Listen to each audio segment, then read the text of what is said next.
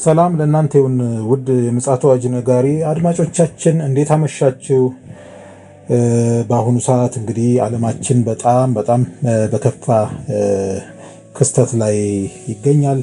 እንደነዚህ አይነት መረጃዎች ስንሰማ ሁል ጊዜ ንቁ ሆነን እንድንዘጋጅ የማንቂያ ደወል ሆኖ ስለሚያገለግለን በጣም በጥንቃቄ እንድታዳምጡን በእግዚአብሔር ፍቅር እናሳስባለን። ከፓስተር አለማየሁ ነሙ ጋር የምናደርገው ውይይት ወደዛ አመራቸዋለሁ። እንግዲህ ሰብሰብ አድርጎ በአሁኑ ሰዓት በዓለማችን ሚዲያዎች ላይ በሰፊው በሰበር ዜና የተላለፉ ያሉ ክስተቶችን እንግዲህ ያወጋን ፓስተር አለማየሁ ከተጣበበ ጊዜው በዚህ ሰዓት መስመር ላይ ይገኛል።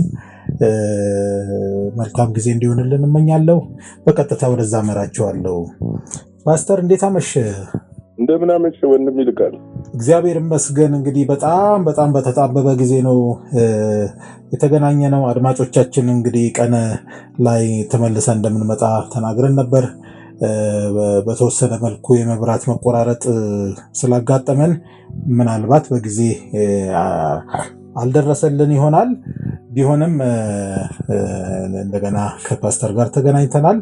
እስኪ ፓስተር ምንድነው አሁን በዓለማችን ላይ እየተሰሙ ያሉ በጣም ከባድ መረጃዎች ናቸው እንግዲህ እየተላለፉ ያሉት። እስኪ ብታወጋን ምን ይመስላል? እንግዲህ ምንድነው ሰፋ አድርጌ ለመናገር ያው መብራት የለንም። ከዛ አንፃር አጠር አድርጌ ዋና ዋናዎቹን ለመዘገብ ሞክራለሁ። ምንድነው የተፈጠረው? እስራኤል በድጋሚ በጋዛ ላይ ጦርነት አውጃለች። የእስራኤል ጠቅላይ ሚኒስትር ለአየር ኃይል በሰጡት ቀጥተኛ ትዕዛዝ ዛሬ ከ20 በላይ የሆኑ ጀቶች ጋዛን በራፋ ሸለቆና በተለያዩ በደቡብ ጋዛ በሰሜን ጋዛ የተለያዩ ድብደባዎችን አካሂደዋል። እንግዲህ በዚህ ድብደባ ደግሞ እስከ 400 ምናምን ሰው ድረስ ሞቷል። በጣም ብዙ ሰዎች ቆስለዋል። በዚህ ሙትና ቁስለኛ በሆኑት ውስጥ አረጋውያን እና ህጻናት ይገኛሉ። እንግዲህ ምንድነው የእስራኤል የጦር ኃይሎች ዋና አዛዥ ጀነራል ኤቪም እሳቸው ሲናገሩ ምንድነው የተናገሩት? ምክንያት የልክ የተኩስ አቁሙ እንዳለቀ ነው ይሄ ጦርነት የተከፈተውና እስራኤል ሐማስ ታጋጆቹን እንዲለቅ ነግረነው ነበረ። ነገር ግን መልቀቅ ስላልቻለ ይህንን እርምጃ ለመውሰድ ተገደናል ብለዋል። ምንድነው በሌላ ደግሞ ስትመለከተው በቀጣይ የእግረኛውና የታንከኛው የብረት ለበስ ወይም ደግሞ የሜካናይዝድ ጦሩ ወደ ግዳጅ እንዲሰማራ ታዟል። በቀጣይ በእግረኛ ውጊያውን የመቀጠል ሁኔታ አለ እና ምንድነው አንዳንድ የዓለም ሚዲያዎች እያሉ ያሉ በቃ አሁን ከጋዛ ፍልስጤማውያንን እንዳቀዱት ጠራርገው ለማስወጣት የተከፈተ ጦርነት ነው የሚሉት ጦርነቱ እና አሁን ሰዎች እንዳይወጡ ሐማሶች እየከለከሉ ነው እና ብዙ ፎቆች ተመተዋል። በፍርስራሽ ስር የተጠለሉ ብዙ ሰዎች ተጎድተዋል። ይሄ የሞተው የሰው ቁጥር ከዚህም ሊያሻቅብ ይችላል እና እንግዲህ ጦርነቱ እየተፋፋመ ነው ያለው። ሐማስም የተቻለውን ያህል ለመከላከል እየሞከሩ ይመስላል። አንዳንድ መረጃዎች እንደሚያመላክቱት ይሄ አሁን ዛሬ የተቃጣው መብረቃዊ ጥቃት ከጥቅምቱ ወር ከባለፈው ዓመት የጥቅምቱ ወር ጥቃት ማግስት የእስራኤል ጥቃት ጋር በጣም እያመሳሰሉት ይገኛሉና ምናልባት እንግዲህ አሁን ይህም ራሱ መንፈሳዊ እንደምታም ስላለው በታቀደለት ታይም ቴብል ወይ ደግሞ የጊዜ ቀመር ሂደቱን እየሄደ እንደሆነ ነው። አሁን አንተም ቀደም ጠቅሰዋል።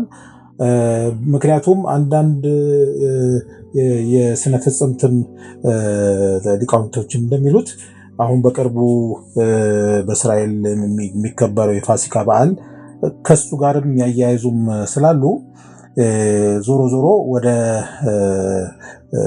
እንግዲህ ወደ አስፈሪው ሂደት እየሄደ እንደሆነ ነው እንግዲህ ነገሮች የሚያመላክቱትና እስኪ በዚህ ላይ ምን አይነት ምልከታ ይኖርሃል? እንግዲህ ምንድነው መሰለህ አንተ ያልከው እውነት ነው። አሁን በሚያዝያ ወር በፊታችን ባለው ወር የእስራኤል የፋሲካ በዓል ነው። የአይሁድ ፋሲካ በዓል ደግሞ በጣም ትልቁ በዓል ነው። እነሱ አንዱ ይሄንን በዓል የሚያስቡት ከግብፅ ባርነት ነፃ የወጡበትን ፓስኦቨር ተብሎ የሚጠራው እሱን በዓል ስለሆነ የሚያከብሩት በጣም ትልቅ በዓል ነው። እንግዲህ ለዚህ በዓል ደግሞ ምንድነው ከዚህ በፊት ዘግበነዋል። አንዷ ጊደር መስዋዕት ትደረጋለች። መስዋዕት ትደረግና አመዷ ይቀመጣል። ስለዚህ እነዚህ አይነት ነገሮች ስላሉና የመቅደሱም ስራ ስላለ እንግዲህ በጊዜ ነገሮችን ማመቻቸት የተፈለገ ይመስላል። ሌላው ደግሞ ምንድነው እዚህ ከአሜሪካ ከሀውቲ ጋር በከፈተችው ጦርነት ጋር የተገጣጠመ ይመስላል። እኩል ተነጋግረው ያደረጉት ነው የሚመስለው። ልክ ነው። ምክንያቱም ሀውቲ ፍልስጤም ስታጠቃ ሀውቲ ደግሞ እስራኤልን እንዳያጠቃ መፈናፈኛ ለማሳጣትም የታሰበ ይመስላል። እንግዲህ በዚሁ ደግሞ ምንድነው ይሄ የቀይ ባህር የኤደን ባህር ሰላጤ በጣም ብዙ ሀገሮችን አስግቷቸዋል። የሀውቲ ኃይሎች ለሶስተኛ ጊዜ የአሜሪካ የጦር መርከቦችን ላይ ጥቃት ፈጽመዋል። የአሜሪካ የጦር መርከቦች ብቻ ሳይሆን ኦልሬዲ አሁን ሙሉ ለሙሉ ማለት ይቻላል የቀይ ባህር መስመር እየተዘጋ ነው ያለው። ምንም አይነት መርከብ አይተላለፍም። ምክንያቱም ጦርነቱ እጅግ በጣም በተፋፋመ ሁኔታ ነው ያለውና የሀውቲ ቃል አቀባይ እንደተናገሩት ከፍተኛ ጉዳት በአሜሪካ ላይ ኪሳራ አድርሰናል ነው የሚሉት። እንግዲህ የአሜሪካ ቃል አቀባዮች ደግሞ ምንድነው እያሉ ያሉት ወደኛ የተተኮሱትን ሚሳኤሎች እና ድሮኖች በሙሉ አክሽፈናል ነው እያሉ ያሉት። ግን ደግሞ የሚያስደነግጠው ይህ ብቻ ሳይሆን ከአካባቢው በጣም በብዙ ርቀት ላይ የነበረች አንድ የኢራን የስለላ መርከብ በአሜሪካ ተመታ ሰምጣለች። እንግዲህ አሁን ጦርነት ውስጥ እየተጓተቱ የሚገቡ ይመስላል። ለዓለም አደጋ ነው። እንግዲህ ደግሞ የዚህ የቀይ ባህር ወሽመጥ መዘጋት ደግሞ በዓለም ኢኮኖሚ ላይ ከፍተኛ የሆነ ተጽዕኖ ያደርጋል። ምክንያቱም በኬፕ ታውን ዞረው ነው የሚሄዱት መርከቦች። የኤዥያ የሚነሱ መርከቦች ከአውሮፓም ወደ ኤዥያ የሚሄዱ መርከቦች ኬፕ ታውንን መዞር ግድ ይላቸዋል። ከፍተኛ ኪሳራ ይዳርጋቸዋል። ከፍተኛ ኪሳራ ይዳርጋቸዋል። ይሄ ደግሞ በዓለም ኢኮኖሚ ላይ ከፍተኛ ተጽዕኖን የኑሮ ውድነትን ያስከትላል ተብሎ ተፈርቷል። እና ምንድነው ጦርነቱ በጣም ከፍ ያለ ነው። የአሜሪካ የፔንታጎን ቃል አቀባይ እንደተናገሩት እስከ መጨረሻው ድረስ ሀውቲ የሚባለው ድርጅት እስኪጠፋ ድረስ መርከቦች በነፃነት በዛ ኤሪያ ላይ እስኪሸራሸሩ ድረስ ጦርነቱን አናቆምም ብለዋል። ስለዚህ መቋጫ የለውም ማለት ነው። እንግዲህ አሁን እስካሁን ድረስ ኢራን ያው ከማስጠንቀቂያ የዘለለ ምንም ነገር አላለችም። ነገር ግን አሁን የጦር መርከቧ ስለላ መርከቧ ስለተመታባት ምናልባት ከዚህ በኋላ ምን አይነት እርምጃ ትወስዳለች የሚጠበቅ ነው። እንግዲህ በአንጻሩም ደግሞ አንዳንድ መረጃዎችም የሚያመላክቱት የአንድ የአሜሪካን የስለላ ድሮን ኢራን ላይ ታይቶ ወዲያው መሰወሩ ትንሽ በኢራናውያን ዘንድ ውዝግብ እንደፈጠረም ይሰማልና አንተም እንደተናገርከው ኢራን ደግሞ የሰለላ መርከብ አሜሪካ መታ አስምጣለች እና ይሄ ነገር ክሪቲካል እየሆነ ነው መሰለኝ የሚሄደው እና ቀጣዩን አስጊ አያረገውም ብለህ ታስባለህ? የቀጣዩን ዘመን በጣም ነው አስጊ የሚያደርገው። ምንድነው መሰለህ ሀውቲዎች አያቆሙም። ምክንያቱም ቃል አቀባዩ ሲል ማንኛውንም የጦር መርከብ አንምርም ነው ያሉት። አሁን ከዚህ በኋላ በፊት ምንድነው ሰሌክት ያደርጋሉ የእንግሊዝ የአሜሪካና የእስራኤልን ነው። አሁን ግን ምንድነው ራሳቸውን ለመከላከልና ዓለም አቀፍ ተጽዕኖ በአሜሪካ ላይ እንዲደረግና ጦርነቱ እንዲቆም ስለዚህ ቀጠናው ሙሉ ለሙሉ ነው የሚዘጉት። እንደው አስጊ የሚያደርገው እኮ ፓስተር አሜሪካ አሁን አጋሮቿን እያጣች የሆነ ስለሆነ በተለይም ደግሞ ከአውሮፓ ህብረት ጋር ያላት ግንኙነት ትንሽ ሚዛኑን የሳተ ስለሆነ በቀጣይ አጋር ታገኘው ነው ወይስ ብቻውን ትወጣዋለች?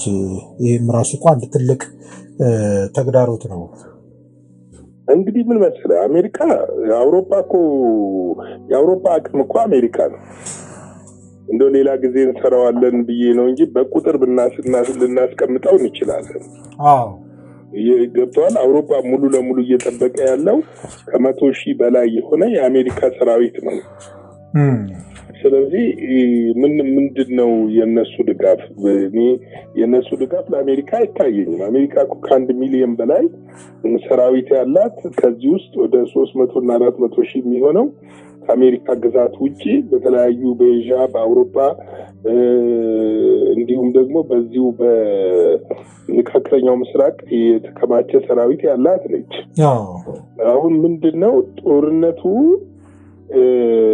ሌላ አንጎትቶ ይዞ የሚገባ ከሆነ ለምሳሌ ከኢራን ጀርባ ቻይና አንጎትቶ ይዞ የሚገባ ከሆነ ከኢራን ጀርባ ራሽያ አንጎትቶ ይዞ የሚገባ ከሆነ ሌሎች ሀገሮችን ጎትቶ የሚገባ ከሆነ ነገር ግን አሁን ባላት በእግረኛ ወታደር ስለማትዋጋ የምትጠቀመው ከባህር ላይ የሚወነጨፉ ክሩዝ ሚሳኤሎችንና ጀቶችን ስለሆነ ተዋጊ ጀቶችን ስለሆነ ጉዳት አይደርስም። ግን ማጥፋት ትችላለች ስለሚለው አትችልም። እንኳን እሱ አይደለም እኮ ያ ሁሉ ወደ 18 ወራት ከእስራኤል ጋር እስራኤልን እያገዘች ጋዛን እየደበደበች ሐማስን ማጥፋት አልቻሉም። እንደውም ሳይተ ከሆነ ሰሞኑ ሰዎች ሲለቀቁ ሲፈቱ ታጋቾችን ሲለቁ የሐማስን ሰራዊት አይተ ከሆነ በብዙ ሺህ ሰራዊት ነው የምታየው። የታጠቀ ሰራዊት ገብቷል። እነዚህ እንደዚህ ሽምቅ ኃይሎችን በእንደዚህ አይነት ልታዳክም ትችላለህ፣ ልታጠፋቸው ግን አትችልም። ልክ ነው። ልታጠፋቸው አትችልም። ስለዚህ አንተ እንደሰጋኸው ስጋቱ በጣም ከፍተኛ ነው። አሁን ላይ የዓለም ሚዲያ ሁለቱን ነው በከፍተኛ ሁኔታ እየዘገቡ ያሉት። ይሄ ግን ምንድን ነው የሚያመለክተው? ዘመኑ መቅረቡን ነው የሚያመለክተው። ልክ ነው። ዘመኑ መቅረቡን ነው የሚያመለክተውና አሁን ለምንድን ነው አሜሪካ በዚህ ሰዓት ጠብቃ ሀውቲ ነው የጠቃችው ብለቱን እስራኤል ደግሞ ጋዛዎችን ጠራርጋ ለማስወጣት ነው። አሁን ጋዛዎች ወዴት ነው የሚሸሹት ሲል አንድ መሸሻ ነው ያላቸው፣ ሲና በረሃ ከገቡ በኋላ ደግሞ ግብጽ ታስቀምጣቸዋለች ወይ ከፍታ ትቀበላቸዋለች ወይ? አሁን በዚህ ከፍታ የማትቀበል ከሆነ ጦርነቱ ከግብጽም ጋር ይሆናል ማለት ነው። ጦርነቱ ቀጠናውን እያሰፋ ይመጣል እና ሐማስ ጋዛ ለቆ ይወጣል ማለት ዘበት ነው። ልክ ነው። እዛው ያልቃል እንጂ ያው ዞሮ ይሄ ትንቢታዊ ዑደት እኮ ወደ ፍጻሜው በተጠጋ ቁጥር እነዚህ ነገሮች እኮ መፍትሄ እያገኙ የሚሄዱ አይመስልህም? በምን መልኩ በጦርነት መልኩ ከሆነ ሙሉ ለሙሉ መፍትሄ ያገኛሉ ማለት አይቻልም። ግን እሱም ማለቴ ሳይሆን ይሄ መጽሐፍ ቅዱሳዊው ይሄ ትንቢታዊው ሂደት በስራ ላይ እስከዋለ ድረስ እንደዚህ አይነት ማለት እንደዚህ አይነት እንትኖች ጥርጊያ መንገዱን እየጠረጉ እንደሚሄዱ እንደው ከዛ ከማመን አንጻር ነው ይህን ጥያቄ ጠየቅኩ። እሱ ልክ ነህ። ለምሳሌ አሁን ይሄ የጎግ ማጎግ ጦርነት ብለን ከዚህ ውስጥ በተደጋጋሚ ዘበገብነው ለሱ በር ይከፍታል፣ አመቺ ሁኔታ ይከፍታል። ለምሳሌ አሁን አሜሪካ ራሽያን በዩክሬንን በመስጠት በዲፕሎማሲ የያዘቻት ነው ያለችው። ገብቶሃል? ምክንያቱም አሁን ለሀውቲ ሚሳኤሎችን አስታጥቃለች ራሽያ። ልክ ነው። ስለዚህ አሁን ምንድነው መሰለ ሙሉ ለሙሉ የተወያዩበት ሐሳብ አልወጣም እንጂ በጨረፍታ አንድ ዜና ተመልክቼ ነበረ። ማነው አሜሪካና ራሽያ እንደተስማሙ። እንግዲህ ዩክሬን ጭዳ ሆና ነው የሚስማሙት ማለት ነው፣ መስዋዕት ሆና። ይሄ ደግሞ ታርጌት የሚያደርገው ራሽያ ከኢራን ጀርባ እንዳትሰለፍ የታቀደ ይመስላል። ምክንያቱም ሁለንተናዊ የጦር ስምምነት አላቸው ከራሽያ ጀርባ። ራሽያና ኢራን ሁለንተናዊ የጦር ስምምነት ስላላቸው የግዴታ በስምምነታቸው መሰረት ኢራን ብትጠቃ ልታገዝ ይገባል። አሁን ደግሞ ቻይናም ታክላበታለች። እንትኑ በጣም እየጦዘ ነው ማለት ነው ሂደቱ።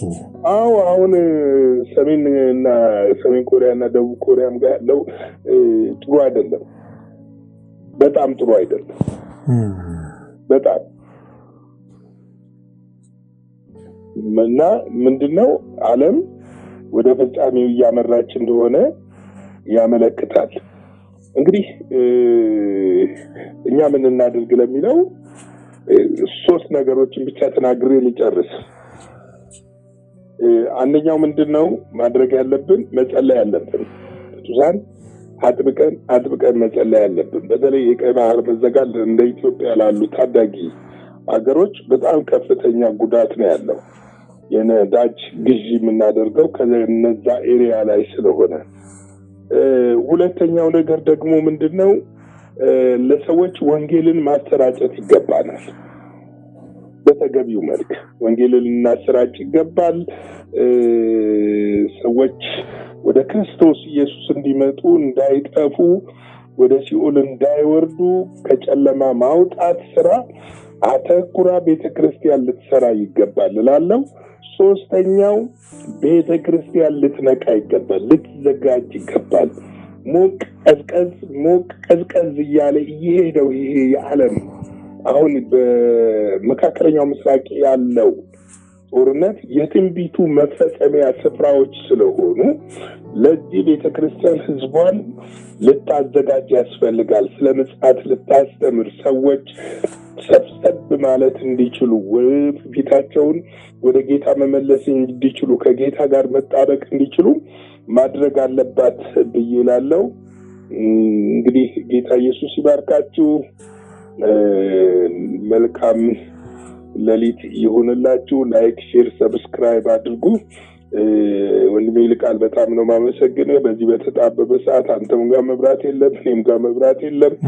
ነገር ግን ዛሬ አድማጮቻችን ቀን ላይ ጠብቁን ስላልናቸው መገኘት ስላለብን ይሄንን አድርገናልና ተባረኩልን። መልካም ሌሊት። እግዚአብሔር አብስቶ ይባርክ ፓስተር። እውነት ነው እንግዲህ በተጣበበ ሰዓት አንተንም አስነስቼ ይህንን መረጃ ለአድማጮቻችን እንድናጋራ ባለችው ነገር ተፍ እያልን ነበረ። እንግዲህ የንጉሱ መምጫ ከበሮ እየተሰማ እንደሆነ ይሰማኛል። እንግዲህ ሙሽራው ተነስቶ እየመጣ ነው ብዬ ነው ማምነው። ስለዚህ እያንዳንዷን ነገር በማስተዋል ካስኬድ ነው። ፓስተር ጥሩ አድርጎ ቅድም መክሮናል።